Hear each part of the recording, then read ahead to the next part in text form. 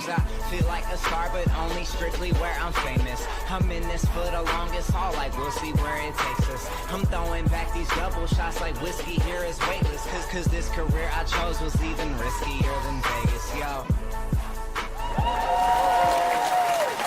Oh, hello, everybody. Welcome to another episode of Colby Rebel Live. We have an exciting lineup for you tonight. This one is very special and very dear to my own heart. And I believe you're going to be just as fascinated by our guest this evening as I was when I first had the opportunity and the privilege to meet with her and study under her. So we are going to talk about that in just a second. But right before we do, remember everybody, I am heading to Jersey tomorrow. You know what that means. Going to go home and see my family and my grandma, who I love so much, but also have a couple opportunities to serve Spirit. So if you're in New Jersey or around New Jersey on Saturday night, I will be in Alloway, and that is going to be at Helen's Cafe and Gardens. And then Sunday night is our Sip with Spirit. And this is a wine tasting, hors d'oeuvres, and just a truly amazing evening of connections and messages, and just a great opportunity to bring some friends, whether they be your mom, your family, or some lady friends, or you drag your spouse along. It all is for a very fun and healing evening of Spirit messages. So, make sure you get your tickets because they end the sale Saturday. So you have to jump in and get them. Don't delay or you'll miss out, okay? So let me, again, get back to our guest this evening. I just had this honor. For any of you who do this work or study in this work, there are just certain people that you come across, and I believe it to be what we call a soul connection. And there's just something that resonates deep within, something that says to you, listen clearly, pay attention. This is someone very special. And I had this experience with our guest this evening, and I just loved her. I don't know. You could look in her eyes and I could know like what we were talking about. We didn't need physical words. So I truly had the blessing and honor of being in her presence. And so I thought, what an opportunity to have her on tonight to share her wisdom and her experience and her philosophy on many things, including mediumship. And she is an SNU teacher. She has her own programs that she teaches, really about the teaching of the soul, the who am I, and many, many things. And we're going to go over all of those tonight. But please, before we do, let me please welcome our lovely guest this evening, Jose Gosschalk. Hello, Jose.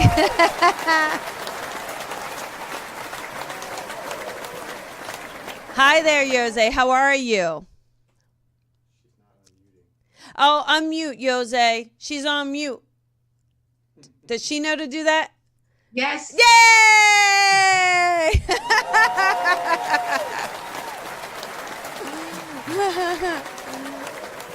Hi, Jose. How are you? Hi, Colby. I'm fine. I'm really honored to be in your show. Oh, thank you. And I know it's like so late in the night, early morning. So I can't tell you how much I appreciate you staying awake and looking so stunningly beautiful for us tonight. So thank you. That's water. Drinking a lot of water. Are your pajama pants underneath your lovely jacket? Not yet, but after the show, yes. There you go. Now, I know you have been so busy. I mean, you have had so many workshops and classes and a lot of travel. But I want to go back to your introduction to mediumship. I mean, how did you discover that you were a medium or you had this connection to spirit? Can you take us through that a little bit? Sure, yes. I went to the Art of Findlay College by invitation of a friend of mine, and I met Paul Jacobs there. Very simple. Yeah. And I fall in love. Yeah. You met And the boss. yes, I'm still in love with him. Yeah, Yeah. he's my best friend. And so I was in his class, and in those days, I was lucky. He was a tutor. He wasn't a course organizer, and he had a beginners group, and I was a total beginner. And he made me do certain very simple exercises like uh, sit with a partner and just sense what did that person do in the last 4 weeks, and see if you can get pictures and feel into it. And I had a few yeses, and I was so proud of myself. So I thought, this is my teacher. Yes. He Yes. can teach me something. And I stayed with him. I felt that connection with him. And immediately at the end of the week, I said, Paul, would you like to come over to Holland? And I had no place to run courses. I didn't do anything in that time with mediumship. I was a yoga teacher and a mom, and Wow. yeah. And he said, yes, I love to come, but it will take a year because my agenda is full. So I had to wait a year, and I went back to the college once or twice, I can't remember, and to his class. And I was touched by when he said, and I'm sure you know this, and many people who are listening will recognize this, when he explains an exercise and a student comes in and says, yeah, Paul, but I experienced this or that. And then he said, shh, stay with me, stay with me. And that made a big impression to me, because it helped me to realize that mediumship is something you need to be able to focus. Yes. And he really made that very clear to me, that stay focused. Yes. And yeah, for me, it was very simple to listen to his words and to tap into his energy and feel that the way he's teaching students, he can see so precisely where you are in your development. And he will say this to you and that to another, because he knows what you need. Yes. Yes. But I find he is the boss. I mean, I call him the boss. Yeah, he is. He knows how much he knows how much I love him. I really do. So, but you know, when I met you a few years ago, I just loved. It's not, you know, it goes beyond like to say I loved your energy. I mean, yes, I did. But there was just such for me, a connection with you. You know, you just looked at me and you said it so subtly. And you just looked at me and you just said, some people just have that connection to spirit, don't they, Colby? And I'm sure you don't remember it, but it's so special. I'm like, oh. But it stayed with me because it makes it so, you know, makes you realize the importance of that connection to spirit. I'm sure many people will come to you with the same thing. You said to me, Colby, and that had such a big impression to me. Well, and you won't remember that you said it. But I love that you have such to see you or to be around you. There is such a dedication to spirit. I mean, that is just very obvious in your work and in your connection. And this responsibility, I see you putting it on yourself of getting it right? You have this responsibility of making sure that you're serving spirit at the highest level. Like, is this not right? How do I tweak it? Let me sort it out. You can see that it's the integrity of it is very important to you in your service. It's true, and you know for yourself, it's not always an easy road to be walked. It's not. I remember that Paul asked me to join the service. Uh, During a week, I was a student, and because I'm Dutch, and there were no other Dutch students, and I didn't know anything about it, so I thought probably he's asking every week a student to come up on the platform to join the service. So I just did it. Yeah. And later, of course, I thought, my God, that was scary actually. And but he is very precise and very, very committed Yeah. to his work, the spirit, and he's teaching us that we should try to go direct or to an Yeah. area, and we should know when we can throw it open to the whole audience. And I remember that because I was taught like that from the beginning, I found it quite easy to go direct. Yeah. Mm-hmm. Then, of course, you come to a point where the spirit world um, wants to make sure you don't stand still and make another step forward. So you need to be able to deal with difficulties.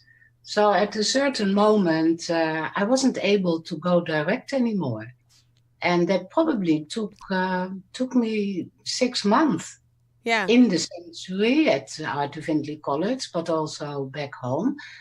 And I really had to work to find my recipient. And then afterwards, you speak to other students and they say, well, you had a very hard evening tonight. And, then you come across that you deal with yourself, that you don't get negative. No. You realize that you are serving spirit and that it doesn't matter if you can't find your recipient immediately. You just have to deal with it, and then one day you're over it again and you can do it again. Yeah. Yeah. Mavis Patilla, which I know you know Mavis, Yes, in her very book, Droplets of God, she mentions that she had lost her clairvoyant to see spirit. She had lost that for a bit. So it's very similar. It came back. I do believe it came back. But yeah, when you're, and maybe some of that's the pressure too, right? Because I think as we start to get to a certain point, there's pressure. There is. So how do you deal with the pressure, Jose? Like for where you are now, are you just more relaxed about it? Or are you just saying, all right, I'm going to kind of go with this? Or do you still feel pressure?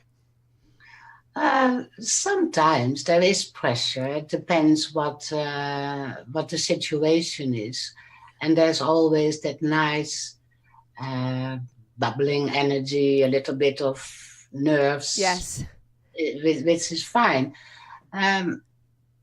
But before I came into mediumship, I had done a lot to the point of self-inquiry, and meditated and all those things for years, 20 years.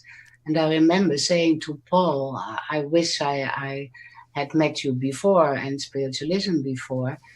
And he said, well, you've done the foundation. Mm-hmm. And I noticed that probably because of that, I could deal very easily with stress. I try, and I'm still working on it every day, and I think we never finish with it, that we keep an eye on that we are not attached to the past. Right, exactly. Yeah, exactly. Which means also stress moments. We shouldn't be attached to it. It happens, but like this interview, it happens now, but the first 10 minutes are past already and they never come back. It's true, isn't it? Yeah, it is true. It is true. So definitely. Now we've got, you have an event coming up with Paul. So I do want to make sure I mention this because I got to tell you, I looked at this lineup. We call it a lineup. What a dream team. What a dream team this is. It is in October. It's at the Arthur Findlay College. But Yes. and Paul is organizing it, but it is you, it is Jackie Wright and Janet Nilkovic, and that's October 19th through the 26th. But wow, right? Is that not gonna? Are you just not gonna have the best time ever? Oh, absolutely. Absolutely. It will be a great week. It will be a very, very special week as well. Yeah, I mean, look at that. I mean, I saw that and I thought, oh my goodness, what a beautiful, beautiful tutors everyone is there. I mean, I know all of you. I haven't met Jackie personally, but I do believe she was just like nominated for the director or something like that. So I mean, President. how Yes, crazy, Vice right? Yeah. So I mean, listen, look at the company you're in, Jose. Yeah. Did you ever think? Jackie and I, we did the tutor training scheme together. How So I fun. know Jackie very well. Yeah, I like love her. I mean, so when you two think about that, right? Now we're gonna go back and when you two are in your tutoring scheme together, right? That training. I mean, did you ever stop to think, oh my goodness, this is where we're gonna be? No, Right? but I never had that. I never thought I would become a medium or a tutor here in Holland or a tutor at the college. I never had that in my mind. I Yeah. just went with the flow, and in particularly when Paul said, "Now do your sittings. Don't give them to somebody else. Yeah. Do arrange them." So I just did it. That's And I love that's why I call him the boss. So when he says something, you do it. You just don't. Yes, sir. Yes, boss. Got a boss. Yeah, well, it's a bit. I'm very much into Indian philosophy, and I went to India many, many times. I can't count. I think 20 times. Wow. So I spent time in ashrams and lovely places, and there are bosses there as well. Yes. If you Yes. want to reach a certain point in your development, whatever it is, yoga or mediumship, uh, there is a spiritual teacher, and if he's correct, if he's doing his job well, then he knows where you are in your development, and he's guiding you into the right for the right steps. Yeah. You just do it because you trust him. Yeah. But of course, there are also many who are not so spiritual and do it for a different reason. And unfortunately, there are many people who can't sense if it's yeah, if Yeah. it's for the right reason. They guide you in a certain direction, but that's all part of everybody's personal pathway, of course. Yeah. But I was lucky to find Paul, and I've met other teachers as well before Paul, which were um, well part of my development. But I don't look back. Right. we learn. Yes. So how would you explain to a student the sitting in the power? Do you believe in it? Do you encourage it? And how would you explain that to a student? I love it myself, so I do talk about it and I suggest it to people, students. But if a student says, "Well, I don't like to meditate, I don't want to sit in the power," then I would suggest something different. Then I just say, "Well, hold your hands like this in front of your heart." And bend your head a little bit and just walk very slowly. Just one step forward or one step sideways or one step backwards. And just do that for 10 minutes. And you will find that you go within yourself very, very easily. And your mind will become still. And that's the whole point of sitting in the power and meditate, that your mind becomes still. So the blending with the spirit world is a natural thing. Yes. Happens naturally. I don't believe in sitting in the power for hours and hours and your mind wanders off to the past, the future, or whatever. It is sitting in the power for me is sitting in your own Yeah. essence. Yeah. In your own like glory. And if your mind becomes still, then the spirit world is very easy to hear or to sense. Yes. Yeah. But if I sit still to blend with my own spirit, I'm not looking for colors or objects or words or wisdom. I just want a quiet mind. And when the mind slows down and there is a thought, and before the next thought comes, that gap in between, that's the power for me. That's the silence, that's the wisdom of the heart. I think sometimes I find that students, they kind of don't want to do the work. They just expect it to like, oh, I've got this and now I'm just going to go out and do it. Yes. But I just feel that training is so important. That foundation and learning the ethics and the integrity and the honor system. And but what are your thoughts on it, Jose? How do you feel about training and that development process? Yeah. Coming back on your previous question, if I suggest sitting in the power, I like to add that it should be a desire from within. Yes. And if the teacher says you've got to sit in the power so long a day, every day, or a few times a week, it doesn't work. There should be that desire. And to this next question, I mean, if you see a little baby of a few months old, which can only lay down, you're not expecting that it will sit up straight or start walking. You just respect that this is what he or she can do. That's it. And students expect often from themselves, or they demand it, or they want it, whatever word we use, but after a few courses, they want to go out and spread the message, which in one way I can understand because they're very eager or they feel very happy to work with the spirit world. But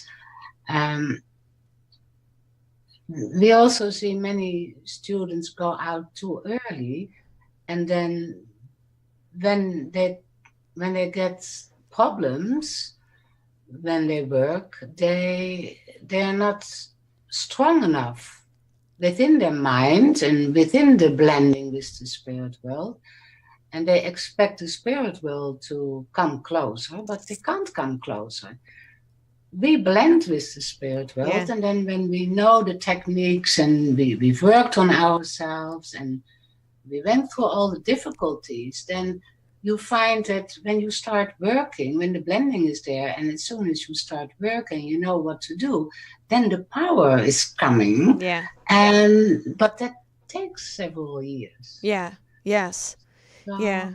But the problem is we can't stop people. We can tell people, it's better you wait. I don't want you to fall and step back completely because of the disappointments and the fear which arises to go back on the platform or do sittings.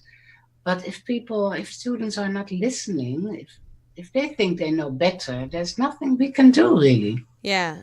Does that hurt you though? I mean, how have you learned to not take that personally, or does it still kind of hurt your heart?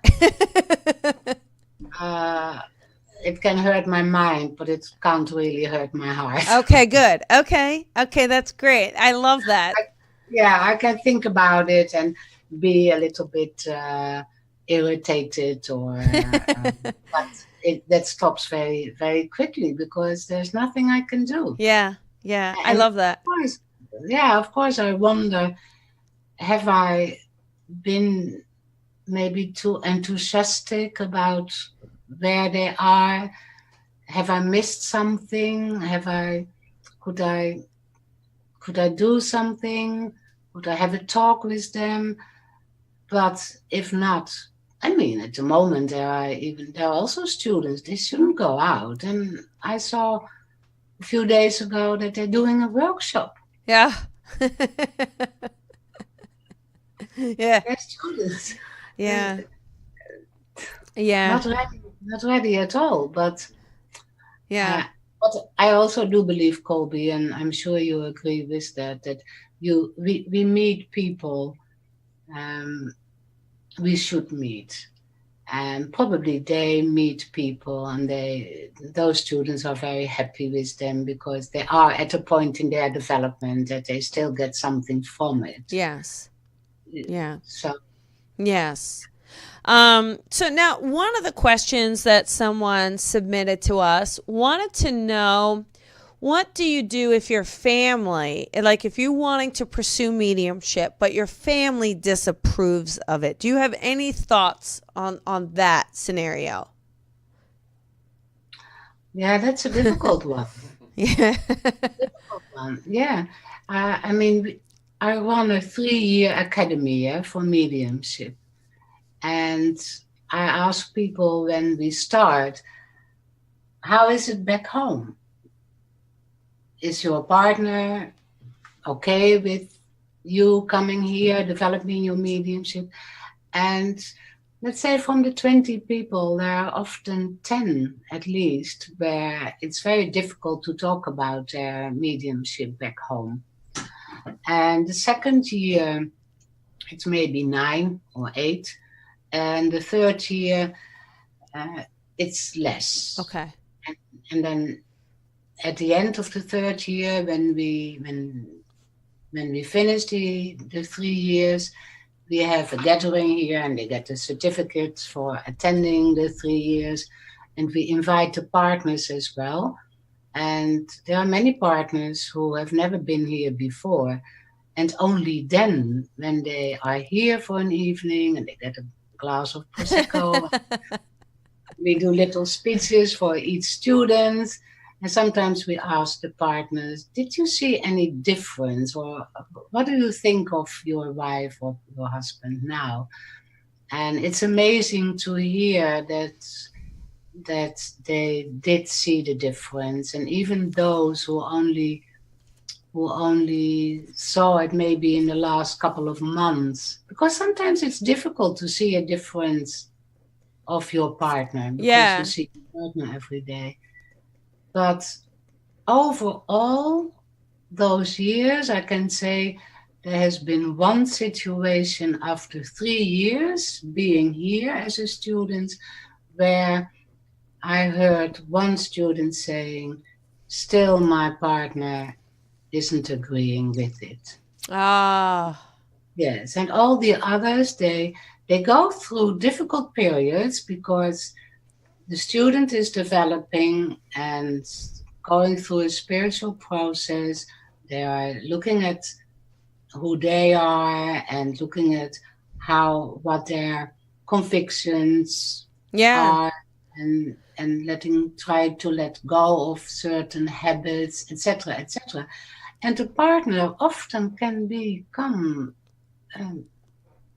afraid of losing their partner. Well, I think too, like it could be, I think a couple things, right? It's that, when we really start connecting, right? When your natural vibration starts to rise anyway, right? Because everything starts to dissipate and that connection to spirit starts to kind of light the path. And there are partners that may not like that. I mean, they may have liked kind of where their partner was, might have worked well for them. And there are people I've seen as they develop, they realize the relationship maybe isn't the best for them. So it kind of works both ways. It's a tough thing though. Like you said, it's not the easiest path. I think it tests you on every level. It tests your own belief system. You have to look inward. You have to make that own connection. You have to look at your own relationships. So it's not the easiest thing. No. And you're making new friends. Yeah. And your partner doesn't know those people. Yep. And respect, the word respect. Yeah. Is important, and trust, of course, and go with the flow. Yeah. All those terms are important, and but I do stress out a lot that mediumship should bring you closer to those you love. Yes. Yeah. Because if you look within yourself and find that true spirit, that pure consciousness within you, which we are, then why should you not respect your partner anymore? Because you are developing. Yeah. But I do see that partners slowly change as well, and change habits and respect that. No, you do different things. Yes. But love will be there if you want it to. If you want it to, yes. Yeah. Now, we do have a caller on the air, Carrie here. She has a question about development. So we will patch her through to see what her question is. So we are going to take a question or two this evening, everyone. So the questions have to be about your development. We're not going to tap into your loved ones as much as we love them or do psychic readings, but this is really about that development. So if you have a question about that, stay on the line, and if not, feel free to let go and listen in. But we have number 17, area code 256, and I believe this is Carrie. Hi, Carrie. Hi, how are y'all? Good. How are you doing? This is Jose and Colby. What can we do for you tonight, honey? Yes, ma'am. I'm feeling a bit stuck in my progression with mediumship, and then there's times when I do read, and I'll have like 2 or 3 spirits come through at once, and it's like playing ping pong, you know, back and forth. Okay, so hang on 1 second. So I'm going to say it for Jose just because make sure she can hear. Jose, so Carrie's question, she's kind of having some issues in her connection to spirit. Sometimes she feels that there's 2 or 3 spirits, and she's kind of like ping-ponging them. Like she's not real sure how to bring them in or build that blending, as you were saying, like with one at a time. Or so what would your advice be in that situation? I would definitely say talk to the spirit world, and they want you to become a good and strong medium. So they should listen to you, that in daily life we can also talk only to one person at a time.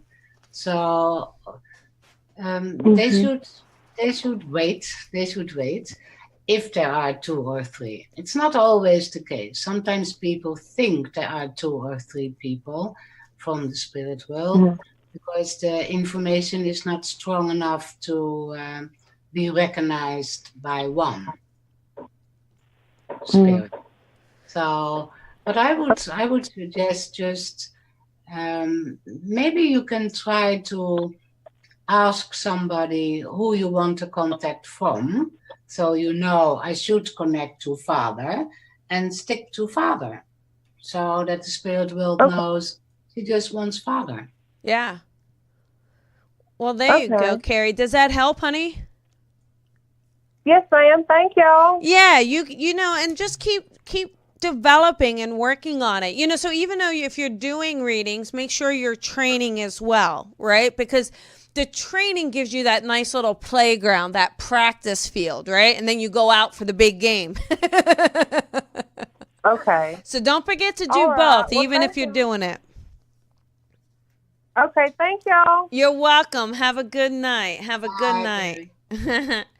But yeah, you know, there's always these issues. I think it is about commitment too, right? Jose, kind of committing to the spirit and what you've got, and then working it out, right? Not being so thrown by the recipient's response. Yes, true. So, and now you always mention, okay, so you talk about the who am I and then the I in mediumship. So can you share what that philosophy is? What is that for you that you like to teach and talk about? It's a lot. It's a lot. But the first thing in mind now comes that we as mediums and students, but also the recipients, we often are not happy. Okay. And we talk about, I'm not happy, or I want to do this, I've done this, and I'm searching for that already so long, and I'm still not happy. And so that I believe that the message behind working with spirit is to, yes, they've got to give information so we recognize them, but the main message after they've said who they are and why they for who they are is why they are coming, and that is to help us realize that the I is not about I as a person on a personal level to get what you want in life and to be angry and to live in with all your problems, but to recognize that the I is really pure consciousness, this the essence, and that if you are searching for that, then if you haven't found it in the last 20 years, you're sure not going to find it in the next 20 years. Yeah. So I believe that their message is to see that the I is really who you are now. Yeah. Live in the now. And I have never, ever had someone from the spirit world who said, I'm not happy. Yeah. I'm still stuck in all my problems. Yeah. Yeah. So what they're trying to tell us is we are still here. Yeah. We cannot be destroyed. Love cannot be destroyed. But we are here to tell you that we are happy. Yes. So please be happy as well. Yes. And be happy because that's what we want. Yes. Be happy in the now and don't hold on to all your ideas about how it should be or how the other person should be. Or how it was supposed to have been, right? How it's supposed to be, yes, exactly. So the I is for me really make the ego smaller, and the ego is the same as the mind. And we use the mind in mediumship. We need the mind. Yes. But not the destructive mind. Yes. Not the mind which is attached to forms and names and emotions, but we need the mind as the mind like a little child has no there's nothing attached, it's just the observer. If the mind observes what we are doing in mediumship, then there is no problem. It's pure. Yes. It's a lovely mind. So Heather has a question. Heather wrote in and she said, how do you deal with nervousness before reading? How did well, I just tell myself that if I'm nervous for a reading, that there is someone who found me, who wants a reading for me, so all will be well. That person is coming to see me. So I shouldn't be nervous, because if I'm nervous, my mind is nervous. So I should get out of my mind. Now bring my focus within myself to the heart. There is no nervousness in the heart. And if you do that every day, several times, or for every sitting, then the nervousness will not stick to you anymore. Will be there for a few seconds, but then you are able to focus within yourself, and there are no nerves, and then you're fine. Yeah. As soon as you touch that heart, that essence again, nerves are gone. Yeah. I always say, what comes and goes. yeah, I kind of It's not real. I tell like a couple things. One is I do have a belief that if someone comes in for a medium reading, I do believe it was the spirit that chose me. and I feel like the spirit directed the person to then book the session, right? So I feel like because it's spirit driven, that makes me feel a little bit better. Like, hey, you guys chose me, so all right. And and it's all together. Yes. yeah, it's all together, right? And I think too, experience helps. The more you do it, and the more you keep trusting in spirit world, I think the nerves tend to ease a bit as well. Yeah. Would you agree? Oh, absolutely. Yeah. I'm not nervous for a sitting. That can be a challenge, of course. I mean, if someone, I had of course, I had people coming for a sitting, and I knew they were quite famous in Holland. Yeah, my mind goes there. Oh, I hope I'm doing well, Yeah. able to connect to who they want. But it's also the experience that, that helps. Yeah, absolutely. It will go away. Yes. So now you do this 3-year program that you were mentioning, and you do that from Holland. Is that correct, Jose? Yeah. So just tell everyone just a little bit about this program. You know, how do they get into it, and just maybe share a little bit of that for anyone who may be interested in it. Yeah, well, it is in Dutch, but it's about everybody can get in unless there is an intake. I do speak to people, or they answer questions on paper or by telephone, or I see them, because I believe that if people are very unstable mentally, emotionally, it's not a very good thing to work with spirit, because you get so many emotions from your sitter, from the spirit world, excitement. I believe healing would be better than to start with. But for the rest, if they want to come, they're welcome. And we work on private sittings a lot, on demonstrations a lot, on the speaking, public speaking, ethics, and of course philosophy. Yeah. But very much also about themselves. Big part of the training is also to get to know themselves and get rid of all their habits and the false ideas about their personality. Yeah. So, well, real quick, because we only have a couple minutes left, and we have 2 more questions. So I want to try to get them in. Okay, so Julie has a question here. How do you know about your life purpose? Like, how would, like, if someone says, hey, what's my life purpose? How would they know that? The purpose is for me not something out there. The purpose is to live here and now. Okay. That's our purpose, to be happy in the moment. Okay. Now, there's no reason not to be happy now. And what about, there's another question from Steven. How would you know who your soulmate is? No idea. Trial and error. I'm sorry, but I've met many people in my life, and I feel very connected to. I feel very connected to you at the moment. At the moment, you're my soulmate.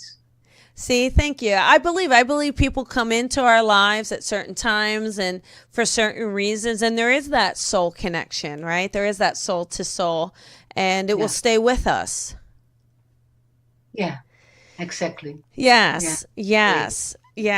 So, now anything other than the Paul that's coming up? I know that's going to be a fabulous week. So again, anybody out there who can make it to the Arthur Findlay College for this week, that That is quite a stellar tutor cast. Everyone is amazing, and so that's going to be quite fabulous. I know you're excited about it. Anything else that you would like to share with us tonight, Jose?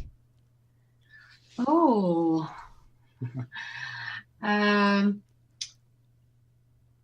think it's very important to meet people like yourself, Colby, who take the time and the effort, and it's a lot of work to arrange live interviews so often as you do beside your work, so your normal daily work. So I would like to say thank you very, very much for putting all this work together for the spirit world and all those who are developing themselves spiritually. And I hope you will find that the time goes by and that you will have reached many, many more people who you have touched within their hearts. And thank you for that. Thank you, Jose. I really appreciate that. Thank you. And I will say it's been an honor to have you on.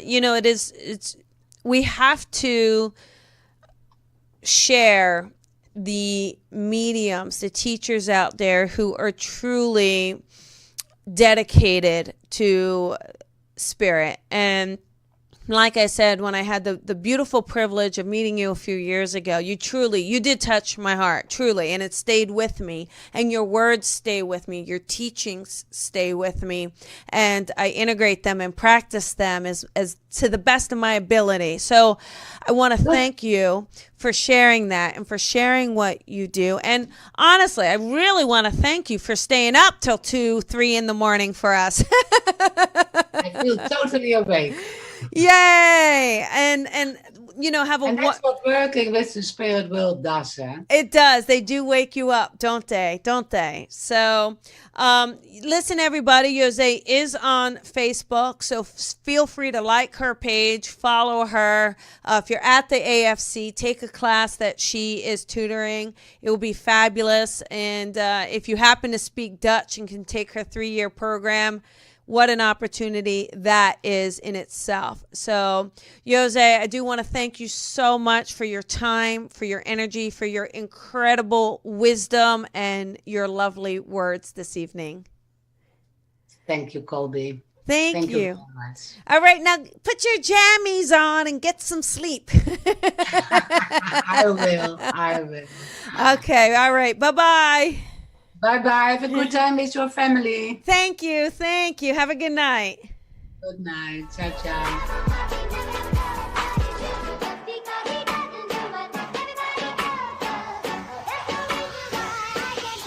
Sometimes I feel like a star, but only strictly where I'm famous. I'm in this for the longest haul, like we'll see where it takes us. I'm throwing back these double shots like whiskey here is weightless. Cause this career I chose was even riskier than Vegas, yo.